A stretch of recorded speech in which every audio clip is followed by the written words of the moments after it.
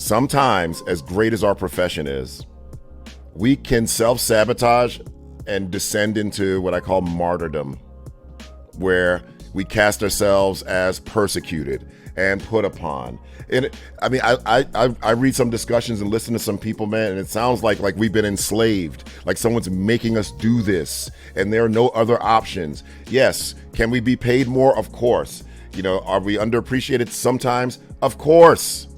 But goodness, man, it's always casting ourselves as put upon and persecuted, almost victimhood, which in my next book I write a lot about.